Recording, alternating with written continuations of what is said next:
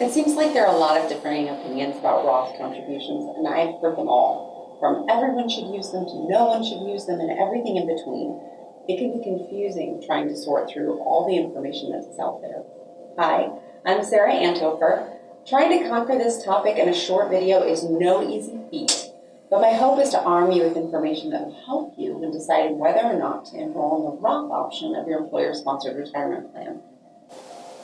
Let's start with the basics. What is Roth anyway? Roth contributions are all about taxes and tax strategy. Traditionally, when contributions are made to an employer-sponsored retirement plan like a 401k or a 403b, they're made pre-tax. This works to our benefit in a couple of ways. Number one, it lowers our taxable income, allowing us to save more without feeling the full impact. For example, let's say I make a pre-tax contribution of $100 per pay period, and my state and federal taxes are at 30%. The amount coming out of my take-home pay is $70, so it feels like investing $70 to get $100. Number two, the contributions I make grow tax deferred.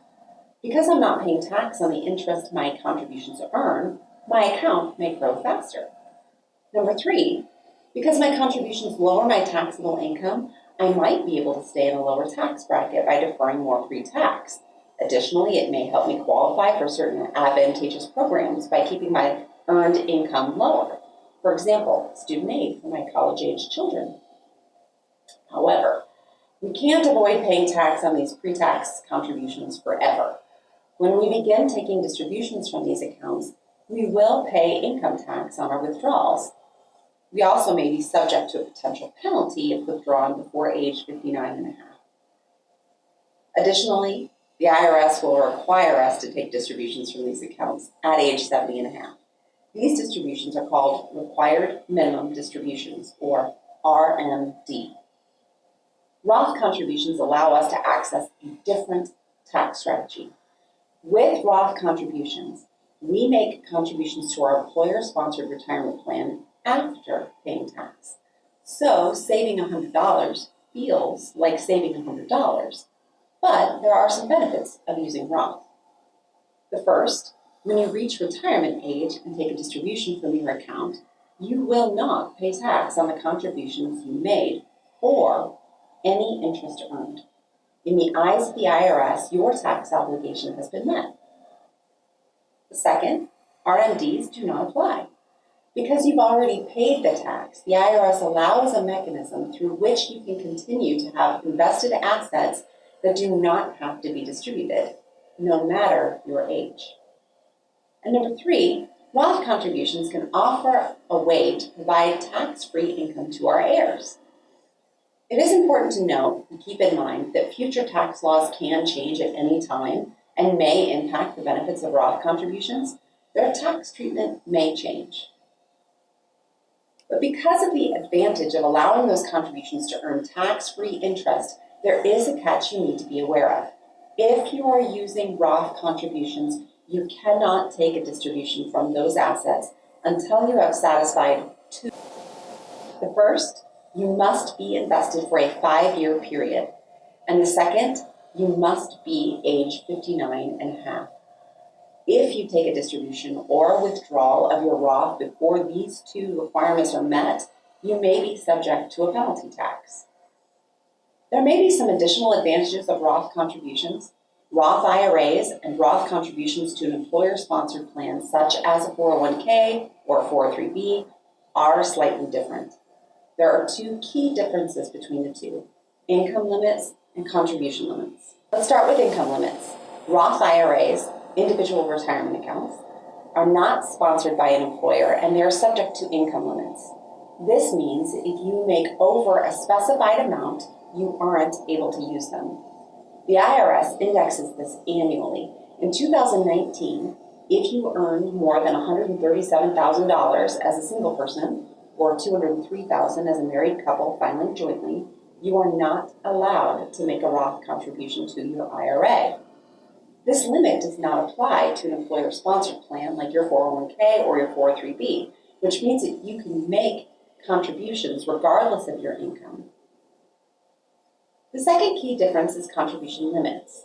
The IRS sets limits on how much can be contributed into a retirement savings account, and this is indexed annually.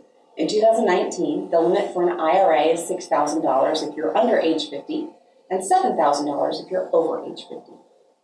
But the limit for an employer-sponsored plan is much higher. You can contribute up to $19,000 under age 50 and $25,000 over age 50. With regard to Roth contributions to your 401k or your 403b plan, you can contribute the full $19,000 or $25,000 as age allows as Roth if you so chose. I do need to point out when we're talking about Roth contributions to employer-sponsored plan, we are always talking about the contributions you elect to defer into the retirement plan. Employer contributions such as match or profit share must be made pre-tax. So, for example, if you elect to defer 6% per pay period and your employer matches 50% of that 6%, you have a total contribution of 9%. 6% after tax, your contribution, and 3% pre-tax, your employer's contribution. So, with the bases covered, do you feel ready to choose which is right for you? In case you're looking for a little more help deciding, you may find these general rules of thumb handy. Roth generally is more favorable to those with a longer time horizon. The longer we have to invest, the more advantageous Roth may be because there is more time for compounded interest growth of our deferrals. Those individuals who have more than 20 years before retiring might find more benefit in the power of compounding.